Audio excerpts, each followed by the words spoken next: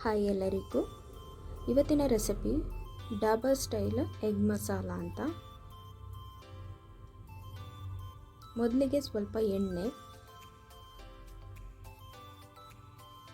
ಚಿಟಿಕೆಯಷ್ಟು ಅಚ್ಕಾರದ ಪುಡಿ, ಸ್ವಲ್ಪ ಅರಿಶಿನ,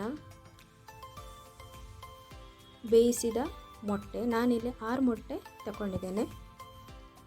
ಇದನ್ನು ಚೆನ್ನಾಗಿ ಫ್ರೈ ಮಾಡಬೇಕು.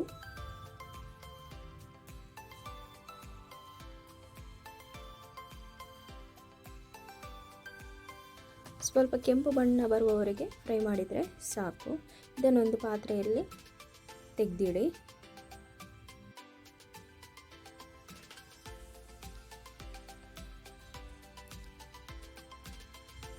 ಸೇಮ್ ಕಡಾಯಿಗೆ ಸ್ವಲ್ಪ ಎಣ್ಣೆ, ಒಂದು ಅರ್ಧ ಚಮಚದಷ್ಟು ಜೀರಿಗೆ, 2 ಉದ್ದ ಮೆಣಸು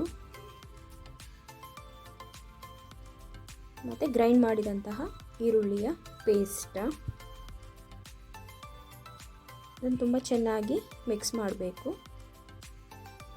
ನಂತರ ಅದರ ಹಸಿ ವಾಸನೆ ಹೋಗುವವರೆಗೂ ಕೂಡ ಫ್ರೈ ಮಾಡಬೇಕು.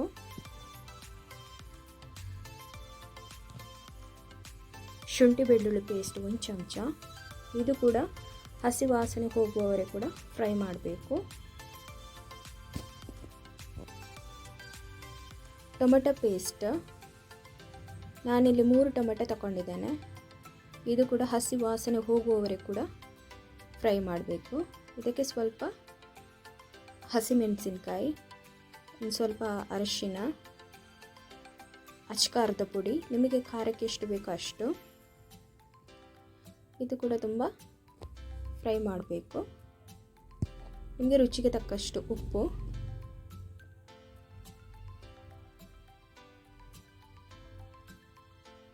ಸ್ವಲ್ಪ ಗರಂ ಮಸಾಲ ಮಿಕ್ಸ್ ಮಾಡಬೇಕು.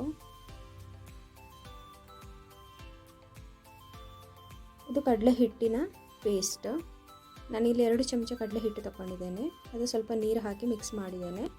ಇದನ್ನು ಆ ಗ್ರೇವಿಗೆ ಹಾಕಿದರೆ ಸಾಕು, ಅದು ಸ್ವಲ್ಪ ಥಿಕ್ನೆಸ್ ಬರಲಿಕ್ಕೆ. ನಿಮಗೆ ಖಾರಕ್ಕೆ ಬೇಕಾದಷ್ಟು ಪೆಪ್ಪರ್ ಪೌಡ್ರ್, ಇದು ಕೂಡ ಒಳ್ಳೆ ರುಚಿ ಕೊಡುತ್ತೆ. ತುಂಬ ಸಿಂಪಲ್ಲಾಗಿ ಈಸಿಯಾಗಿದೆ. ಕಸೂರಿ ಮೇಥಿ ಸ್ವಲ್ಪ,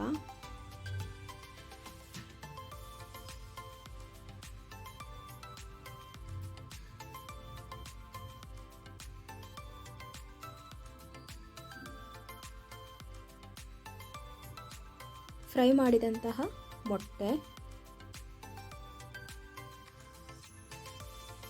ನೀವು ನೋಡ್ತಿರ್ಬೋದು ಎಣ್ಣೆಲ್ಲ ಬಿಟ್ಕೊಂಡು ಬಂದಿದೆ, ತುಂಬ ಫ್ರೈ ಆಗಿದೆ ಅಂತೇಳಿ. ಮಸಾಲ ತುಂಬ ರುಚಿಯಾಗಿರುತ್ತೆ.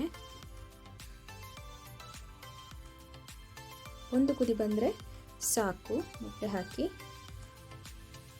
ನೋಡಿ, ತುಂಬ ಚೆನ್ನಾಗಿದೆ.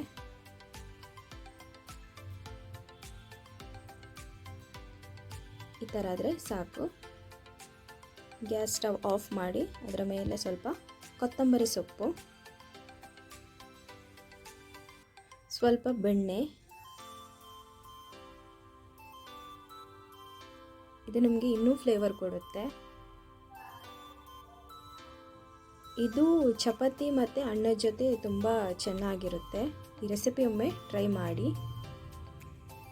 ಈ ವಿಡಿಯೋ ಇಷ್ಟ ಆದರೆ ಲೈಕ್ ಮಾಡಿ, ಕಮೆಂಟ್ ಮಾಡಿ, ಶೇರ್ ಕೂಡ ಮಾಡಿ. ಹಾಗೆಯೇ ಸಬ್ಸ್ಕ್ರೈಬ್ ಮಾಡುವುದನ್ನು ಮರಿಬೇಡಿ.